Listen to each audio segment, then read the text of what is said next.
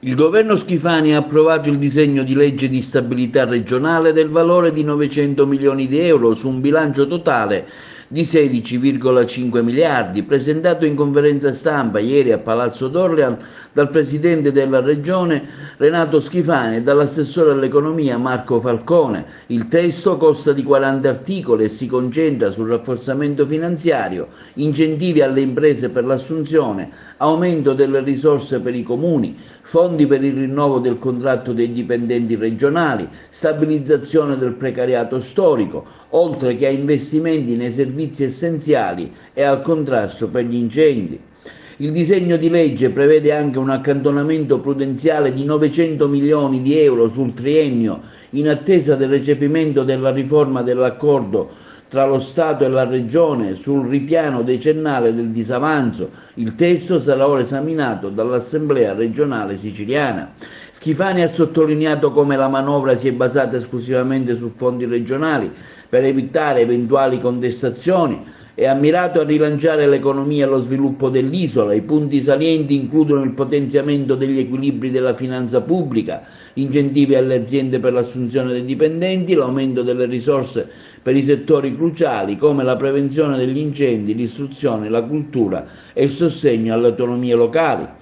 Falcone aggiunge poi che la finanziaria si è basata su 4 macrolinee di intervento, mantenendo un rigore contabile, che includono il sostegno ai comuni e agli enti locali, iniziative per favorire l'occupazione, la crescita economica, il rafforzamento della macchina amministrativa regionale, la garanzia dei servizi essenziali, con l'obiettivo di approvare la finanziaria entro dicembre, seguendo una rigida tabella di marcia. Una manovra che punta sull'occupazione, sullo sviluppo, sulla crescita, sull'impresa. Il lavoro sicuro e certo nasce se l'impresa è in salute, può assumere e lo fa soltanto se può produrre bene ed essere competitiva.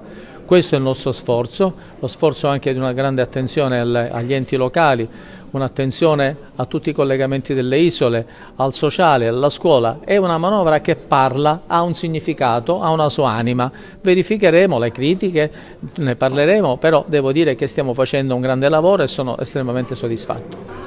Sulla forestazione c'è un impegno fortissimo assunto da noi, dal governo intero in aula, perché dobbiamo cambiare passo. Il segnale credo che sia stato dato, lo trasmetteremo poi in atti, rafforzeremo le misure antincendio, affitteremo degli elicotteri, il control room che ci consentirà con un po' legalità di 20 milioni di poter realizzare una grande occhio che controllerà tutto, l'aumento delle forze lavoro umane della forestazione facendo in modo che anche i dipendenti rurali, operai rurali e non antincendi possano intervenire in momenti di estrema urgenza con una logica corresponsione prevista alla manovra, consentirà di avere più unità operative in momenti di incendio. Grazie all'accordo che il Presidente Schifani è riuscito a concludere col Ministro Giorgetti, il Governo Meloni e il Governo Schifani hanno dato un'impronta certamente storica alla Sicilia perché ci consente di recuperare quello che nel passato ci avevano tolto. Il regolamento d'aula prevede che la legge finanziaria debba essere approvata in 45 giorni,